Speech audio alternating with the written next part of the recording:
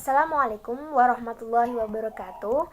Perkenalkan, kami dari kelompok 6 yang beranggotakan saya, Jessica Laras Mauriati, Sri Inayati, Miftahul Aini, Dwi Fitrianingrum, Eka Fitriana Arianti, Mutoyib, dan yang terakhir adalah Nur Fatiyah Suryaningrum. Dan di pertemuan kali ini kami akan mempresentasikan tentang bab sistem insentif. Sistem insentif merupakan bagian penting dari penyusunan pengendalian hasil yang digunakan untuk mengarahkan perilaku karyawan secara langsung. Imbalan yang dapat dihubungkan dengan pengukuran kinerja atau tujuan evaluasi kinerja yang memiliki berbagai bentuk. Secara luas tetapi tidak universal dipercaya bahwa imbalan uang penting untuk motivasi. Bagaimanapun jangkauan yang luas dari bentuk imbalan lain seperti pujian, gelar, pengakuan, promosi, dan lain-lainnya juga dapat menjadi motivator ampuh dengan biaya efisien dan memiliki keunggulan dalam arti memuaskan berbagai kriteria evaluasi lainnya. Tujuan insentif. Kriteria tergantung pada imbalan atau insentif memberikan dorongan untuk penyesuaian bagi kepentingan diri karyawan sejalan dengan tujuan organisasi. Mereka memberikan 3 tipe manfaat pengendalian manajemen. Di antaranya, yang pertama adalah informasi. Imbalan menarik perhatian dan menginformasikan atau mengingatkan mereka terhadap kepentingan relatif dari area hasil yang sering bersaing seperti biaya, kualitas, layanan konsumen, dan manajemen aset serta pertumbuhan. Yang kedua, manfaat dari pengendalian adalah motivasi. Beberapa karyawan perlu insentif untuk mendorong usaha ekstra yang diperlukan supaya melakukan tugas dengan baik. Dalam hal ini, untuk bekerja keras, melakukan pekerjaan dengan baik dan berhasil. Dengan kata lain, tujuan dari insentif kadangkala juga disebut dengan tujuan menimbulkan usaha.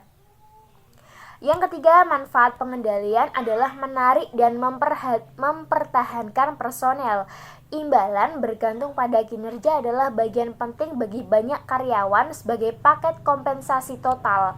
Beberapa imbalan dijanjikan karena organisasi ingin meningkatkan proses rekrutmen karyawan atau seleksi dan mempertahankan baik cara menawarkan paket yang sebanding atau yang terbaik seperti yang ditawarkan oleh para pesaing atau dengan menghubungkan pembayaran pada keberlanjutan karyawan. Insentif keuangan yang pertama yaitu kenaikan gaji. Kenaikan gaji dapat dilihat sebagai insentif ketika paling tidak beberapa bagian dari total meningkat bertepatan dengan kenaikan gaji berbasis kinerja. Kenaikan gaji biasanya memiliki proporsi sedikit dari gaji karyawan, tetapi mereka memiliki nilai yang cukup besar karena tidak hanya dibayar sekali waktu. Kenaikan gaji juga dapat dilihat sebagai insentif ketika mereka diharapkan untuk mendapat gaji melalui kinerja atau akuisisi keterampilan yang menjanjikan perbaikan kinerja pada periode yang akan datang. Yang kedua, insentif jangka pendek. Insentif jangka pendek biasanya memberikan pembayaran tunai didasarkan pada pengukuran kinerja selama satu periode dalam jangka waktu setahun atau kurang. Biasanya tambahan pengukuran keuangan dari kinerja. Rencana insentif tahunan dapat juga memasukkan pembayaran bonus tergantung pada pencapaian kinerja non-keuangan. Pembayaran insentif jangka pendek, satu itu didasarkan pada kinerja perusahaan, yang kedua yaitu diberikan pada individu. Di beberapa organisasi khususnya yang melampaui ukuran minimal dalam sektor komersial tapi juga meningkat pada sektor non-profit, pada sejumlah negara berkembang menggunakan insentif jangka pendek yang termasuk bonus, komisi, dan pembayaran berdasarkan unit produk yang dihasilkan. Yang ketiga yaitu insentif jangka panjang. Insentif jangka panjang didasarkan pada pengukuran kinerja selama lebih dari 1 tahun. Tujuan utamanya adalah untuk memberi imbalan pada karyawan terhadap peran mereka dalam menciptakan nilai panjang. Ciri-ciri dari insentif jangka panjang yaitu umumnya berlangsung selama 3-4 tahun. Yang kedua yaitu beberapa LTP mengukur kinerja dalam pengukuran akuntansi. Yang ketiga, target pada metrik ini dapat diakumulasikan pada periode LTIP. Yang terakhir yaitu siklus baru dimulai hanya apabila menyelesaikan siklus sebelumnya. Rencana berdasarkan ekuitas dibagi menjadi 3, yaitu rencana opsi saham, yang kedua rencana saham terbatas, yang ketiga saham kinerja atau rencana opsi.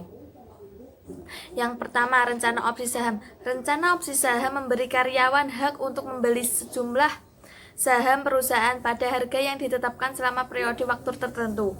Karyawan menginginkan opsi saham karena ukuran keuntungan potensial dari perspektif insentif. Karyawan hanya memperoleh manfaat ketika harga saham naik, sehingga opsi saham memotivasi karyawan untuk menaikkan harga saham perusahaan. Opsi saham juga seringkali memotivasi manajer diberi imbalan untuk keuntungan. Opsi saham dapat juga jatuh dalam keadaan underwater disebabkan karena kondisi pasar saham yang berat dibandingkan dengan kinerja perusahaan yang buruk. Yang kedua yaitu rencana saham terbatas. Kelayakan karyawan untuk saham terbatas tidak harus mengeluarkan uang tunai atau memperolehnya, tetapi menjual saham yang mereka berikan terbatas pada periode waktu tertentu sesuai umurnya, sekitar 3-5 tahun. Saham terbatas tetap memberikan imbalan untuk mengenaikan harga saham walaupun saham itu sendiri nilainya tetap atau menurun, biasanya disebut sebagai giveaway atau pay for pulse. Yang ketiga yaitu saham kinerja atau rencana opsi. Untuk menghilangkan persepsi giveaway pada saham terbatas dan menonjolkan pembayaran berdasarkan kinerja, beberapa perusahaan telah memberi penghargaan kinerja dengan membuat pemberian saham mereka tergantung pada pencapaian dari saham atau non saham selama beberapa tahun periode kinerja. Desain sistem insentif. 1. Formula insentif. Tipe dari imbalan yang diberikan dan didasarkan pada apa yang biasanya dikomunikasikan untuk pengambil bagian dalam rencana insentif pada formula insentif dan menjelaskan kontrak insentif. Formula insentif dan kontrak seringkali bersifat implisit, sehingga penentuan imbalan secara subjektif. Subjektivitas dapat digunakan untuk keputusan promosi dan penugasan kerja. Penggunaan subjektivitas dalam kontrak dapat mempengaruhi resiko karyawan, yaitu bisa menurunkan resiko jika hal memungkinkan penyesuaian bagi faktor yang ada di luar pengendalian karyawan. Akan tetapi, juga bisa menaikkan resiko karyawan dengan cara 1. Pengevaluasian mungkin mengevaluasi dengan dasar yang berbeda dibandingkan dengan apa yang mereka asumsikan ketika membuat keputusan. Yang kedua, karyawan tidak percaya pada pengevaluasi yang memberikan informasi dan penilaian kinerja yang menyebabkan karyawan frustasi dan tidak termotivasi. Yang kedua adalah bentuk fungsi insentif. Pada tingkat pusat laba, sebagian besar perusahaan menentukan batas bawah atau ambang yang lebih rendah pada kontrak insentif jangka pendek. Organisasi menentukan batas yang lebih rendah karena mereka tidak ingin membayar bonus untuk kinerja yang mereka anggap biasa saja atau buruk. Fraksi dari penentuan target pada limit rendah bervariasi, antara lain kemampuan memprediksi target cenderung menjadikan fraksi menjadi lebih rendah. Batas yang lebih tinggi atau pembayaran insentif cap-on berarti tidak ada imbalan ekstra diberikan untuk kinerja tambahan di atas batas yang ada. Yang ketiga adalah ukuran pembayaran insentif. Pembayaran variabel dapat memotivasi karyawan untuk mencapai tujuan kinerja. Jika kinerja tidak sepenuhnya dikendalikan oleh karyawan, sistem insentif dapat membebani resiko mereka. Karyawan meminta kompensasi pengambilan resiko yang telah diambil, yang diharapkan lebih besar apabila ditawari gaji tetap. Kriteria untuk mengevaluasi sistem insentif. Untuk mengevaluasi sistem insentif, harus diperhatikan kriteria berikut. Yang pertama, imbalan haruslah memiliki nilai. Imbalan tidak bernilai tidak akan memberikan motivasi. Bagaimanapun juga, selera terkait imbalan bervariasi pada masing-masing orang, dibandingkan dengan manajer puncak. Manajer pada tingkat yang lebih rendah mungkin lebih tertarik pada perlindungan otonomi mereka dan perbaikan kemungkinan untuk promosi dan sebagai tambahan adalah ukuran pendapatan dalam jangka pendek. Bagi karyawan, yang penting bagi karir ke depan dan mungkin yang lebih diperhatikan adalah keamanan kerja dan masih banyak lainnya.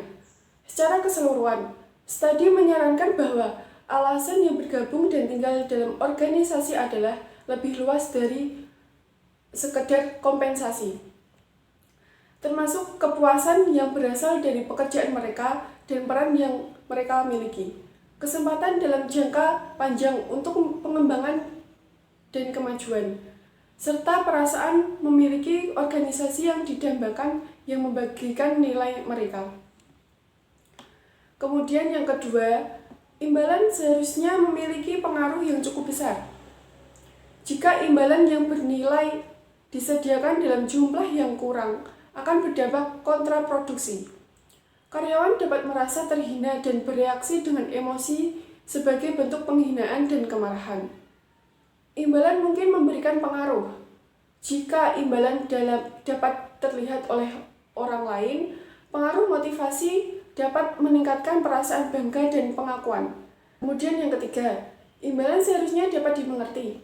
Karyawan seharusnya bisa memahami dengan baik untuk absen apa imbalan diberikan dan nilai dari imbalan tersebut. Organisasi dapat dikenakan biaya yang cukup dalam menyediakan imbalan yang bernilai potensial. Tetapi jika karyawan tidak memahami dengan baik, biaya tidak akan menghasilkan pengaruh motivasi yang diinginkan. Kemudian yang keempat, imbalan seharusnya tepat waktu. Penundaan pemberian imbalan setelah kinerja dilakukan akan melemahkan motivasi bagi karyawan. Imbalan yang diberikan dengan segera juga akan menaikkan tingkat pembelajaran yang dapat diambil dari penerimaan imbalan dan berhubungan dengan kinerja yang diberikan. Kemudian yang kelima, pengaruh dari imbalan seharusnya tahan lama. Imbalan seharusnya lebih besar nilainya jika perasaan senang yang dihasilkan dengan pemberian imbalan bertahan lama jika karyawan harus mengingatkannya. Keenam, imbalan seharusnya tidak dapat dibatalkan. Pengevaluasi kinerja seringkali membuat kesalahan dan beberapa keputusan imbalan sulit untuk diperbaiki dibandingkan yang lain. Sebagai contoh, promosi adalah hal yang sulit untuk dibatalkan. Jadi, imbalan seharusnya berbiaya efisien. Semua hal yang lain tetap sama. Insentif seharusnya mencapai motivasi yang diinginkan pada biaya yang minimal. Untuk selanjutnya yaitu kelompok imbalan. Kelompok atau grup imbalan pastinya memiliki keunggulan, seperti yang telah dijelaskan pada bab 3 sebagai salah satu metode ketika pengendalian personal atau budaya dapat diimplementasikan. Akan tetapi, mereka juga memiliki beberapa kelemahan yang signifikan, yaitu kelompok imbalan seringkali tidak memberikan pengaruh langsung dan insentif yang kuat untuk sebagian besar anggota kelompok lainnya. Imbalan kelompok memberikan pengaruh bagi free rider. Dalam kelompok yang lebih besar, beberapa anggota kelompok dapat mengendur dan mengalami sedikit pengaruh pada imbalan yang diperoleh. Para free rider memberikan usaha di bawah anggota kelompok lainnya. Yang selanjutnya yaitu kesimpulan. Insentif adalah bagian dari penyusunan pengendalian hasil yang digunakan untuk mengarahkan perilaku karyawan secara langsung. Imbalan yang dapat dihubungkan dengan pengukuran kinerja atau tujuan evaluasi kinerja untuk memiliki beberapa bentuk. Secara luas tapi tidak universal, Imbalan uang penting untuk memotivasi. Insentif seharusnya cukup berarti untuk mengimbangi motif lain karyawan yang bertindak dengan cara yang bertentangan dengan keinginan terbaik dari organisasi. Tetapi penghargaan seharusnya tidak lebih besar dari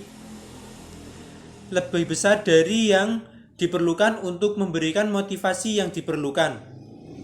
Sistem insentif tidak menciptakan nilai untuk organisasi, kecuali jika ada kenaikan nilai dari peningkatan kinerja yang dihasilkan oleh kelebihan insentif yang dikaitkan dengan kompensasi dan biaya administrasi. Organisasi juga memiliki ketakutan mengenai implementasi sistem insentif yang mendorong perilaku pada hasil yang tidak diinginkan. Beberapa sistem insentif memiliki konsekuensi yang tidak diinginkan, yang sungguh-sungguh dapat menghancurkan nilai, seperti dengan mendorong hasil yang memaksimalkan pembayaran insentif dalam jangka pendek, sementara membahayakan kemampuan jangka panjang organisasi. Dalam kasus ini, mungkin lebih baik tidak memiliki sistem insentif daripada memiliki sistem insentif yang buruk. Saya akan memaparkan hasil analisis kasus Harwood Medical Instrument PLC. Yang pertama, profil perusahaan. HMI bertempat di luar Birmingham, Inggris ini memanufaktur alat medis khusus dan menjualnya dalam market niche yang menjadi sangat kompetitif dan sensitif akan harga. Mengapa? Karena adanya tekanan untuk mengurangi biaya perawatan kesehatan. HMI sendiri dikelola oleh 9 divisi, yang per divisinya terdapat manajer umum. Dalam studi kasus ini terdapat 2 poin permasalahan. Poin pertama yaitu manajer pelaksana HMI menetapkan bonus untuk manajer umum divisi sebesar 1% dari laba operasi divisi. Sehingga jika perhitungan bonus negatif, maka manajer umum divisi tidak akan mendapatkan bonus. Permasalahan yang kedua, yaitu divisi alat operasi atau DSI memproduksi barang yang memiliki pasar yang cukup sempurna, sehingga pertumbuhan pada divisi ini cenderung lambat. Lalu bagaimana solusinya? Untuk poin yang pertama, agar manajer dapat menerima bonus, maka laba yang diperoleh divisi harus meningkat. Nah, untuk meningkatkan laba, manajer harus membuat kinerja divisinya meningkat. Di sini terdapat 2 cara. Yang pertama, pemberian insentif jangka pendek, yaitu salah satunya adalah imbalan sesuai dengan kontribusi karyawan pada organisasi. Dengan memperhatikan kontribusi karyawan, maka karyawan akan terdorong untuk melakukan kinerja yang luar biasa, karena karyawan akan terpacu dengan imbalan yang akan diberikan. Cara yang kedua adalah kenaikan gaji. Dengan menjanjikan gaji, maka karyawan akan meningkatkan kinerjanya dan produktivitasnya. Untuk solusi poin yang kedua, yaitu dalam kasus divisi DSI, manajer dapat menggunakan cara yang pertama, kelompok imbalan untuk meningkatkan kreativitas para karyawan untuk melakukan inovasi pada produk yang dihasilkan. Inovasi pada produk sangat diperlukan oleh divisi DSI untuk meningkatkan penjualan divisi. Inovasi ini berguna agar produk yang diciptakan berbeda dari produk yang dihasilkan oleh para pesaing. Jika divisi dapat melakukan inovasi pada produk yang dihasilkan, maka divisi dapat diberikan imbalan atas kinerja yang telah diberikan oleh divisi tersebut. Cara yang kedua adalah insentif jangka panjang juga dapat digunakan untuk meningkatkan kreativitas divisi DSI, karena pemberian insentif jangka panjang ini diberikan atas dasar kontribusi yang diberikan karyawan terhadap divisi atau perusahaan. Maka karyawan akan terpacu untuk berkontribusi bagi kemajuan perusahaan. Terima kasih.